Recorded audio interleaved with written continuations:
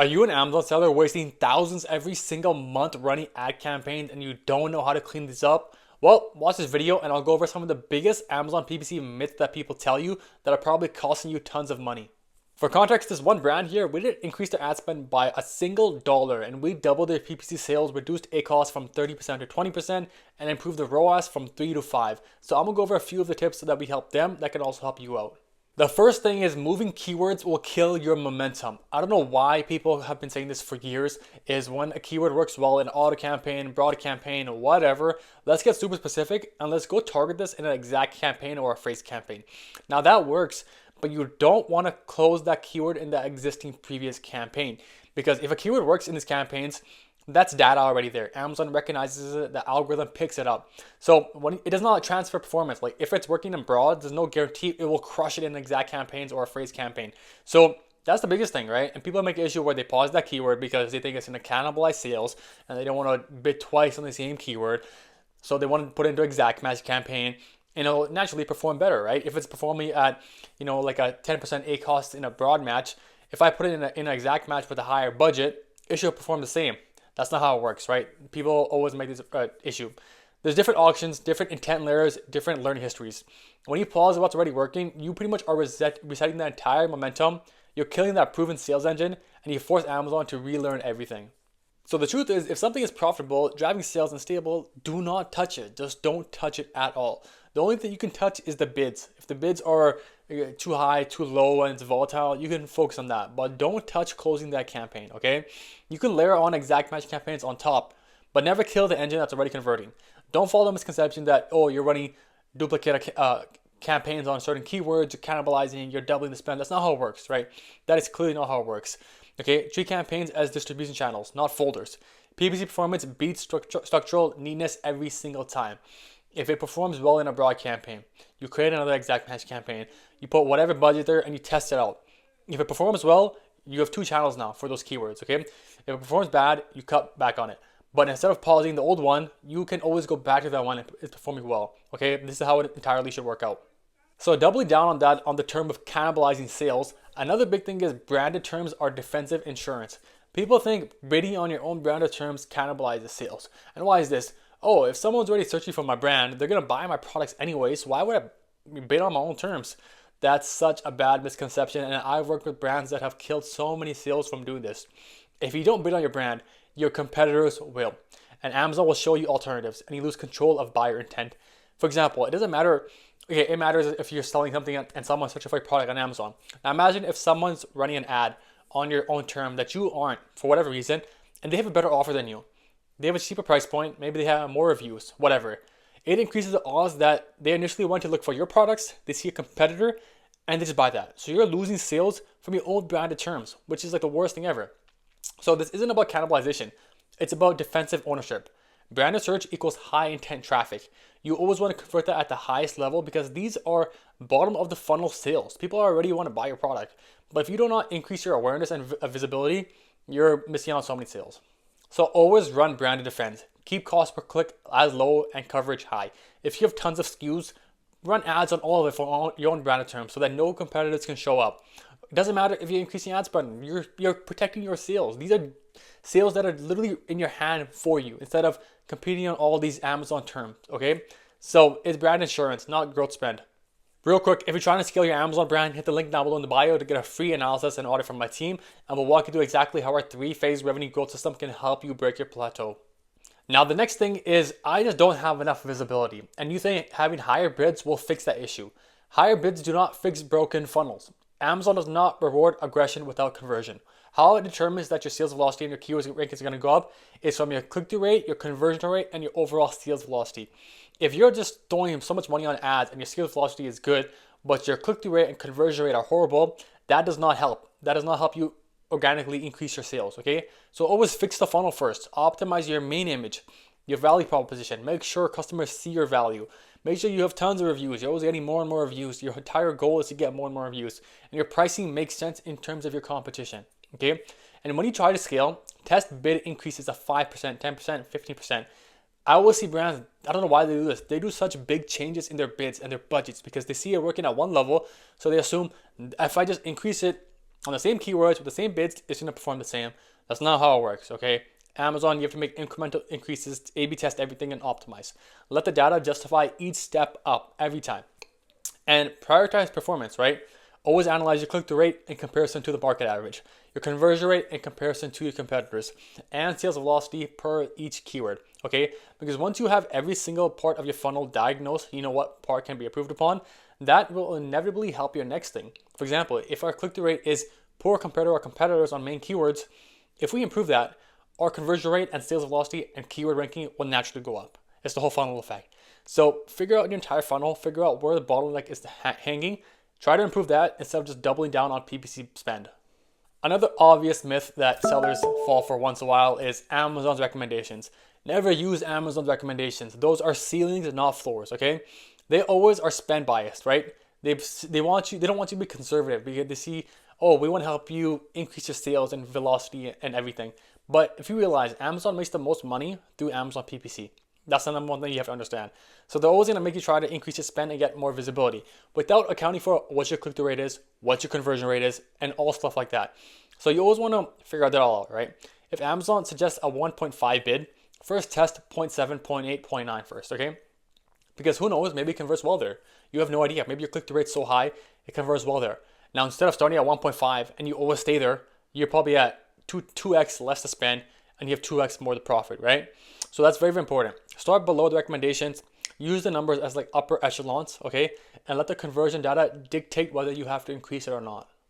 Next thing is be really focused on which SKUs you are targeting and trying to scale, okay? Catalogs aren't built equally. Reality, 70-80% of your revenue will come from your top 2 to 3 SKUs and maybe your top 2 to 3 variations at that, right? So running ads on every single thing dilutes your budget, spreads the data too thin, and slows momentum everywhere, okay?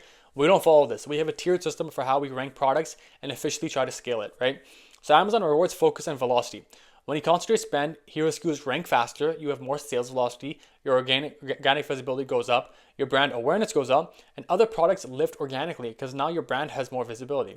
So put 70-80% of your ad spend on your tier 1 SKUs. So we call these products that have above 15% of your monthly sales. And yeah, if you want to focus on other products, put those on your brand story, your comparison charts and ACoS content, and cross-selling opportunities. Because if you focus and dilute your effort too much, you're not going to scale efficiently, while your competitors who are focused on 1 to 3 SKUs are going to be way ahead of you.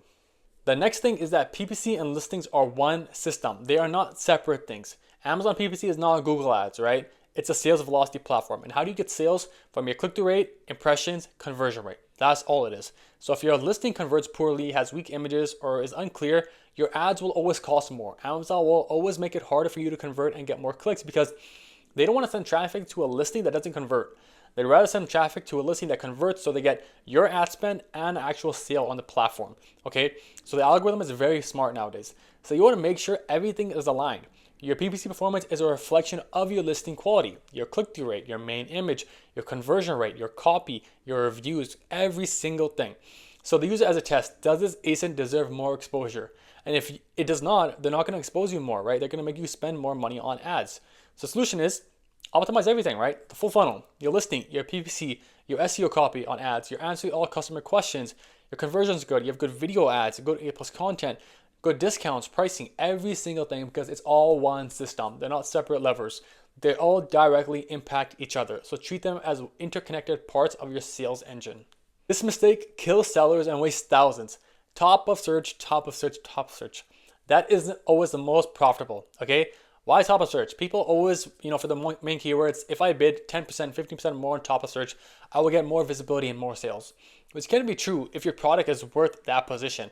But if it's not, you're spending way more money to have a low conversion rate. Because you have to understand, if you're bidding top of search, you're going to be right above the organic listings that have probably tens of thousands of reviews, and main image is good, the quality is good, pricing is good. And if your product is not aligned with that, you're wasting visibility, right? You're just wasting visibility. It's the most competitive, most expensive, most volatile. So I would only run top of search for proven terms only, where you have a really good click-through rate compared to the market. You have a good conversion rate. Your ACoS levels are really healthy on that term. That's the only time I would run, okay?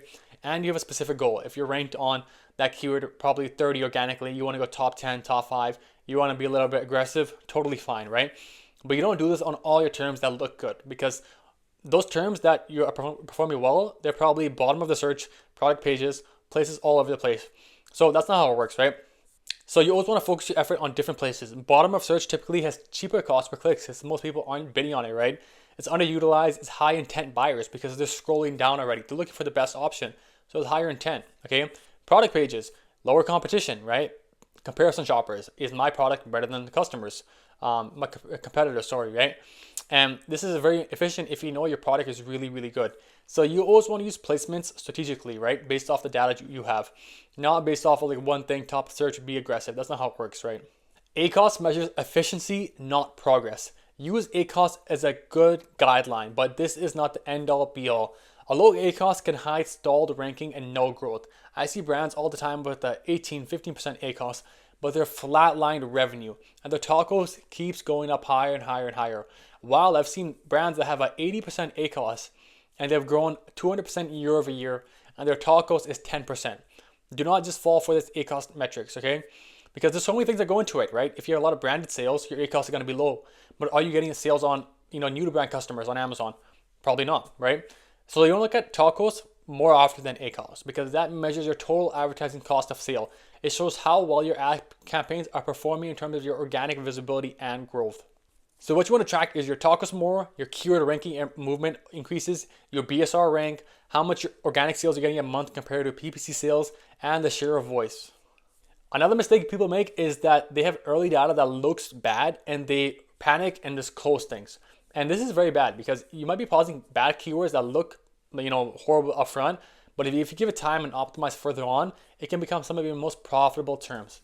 So early data is early data for a reason, right? Especially on new launches, ranking pushes, and expansion terms.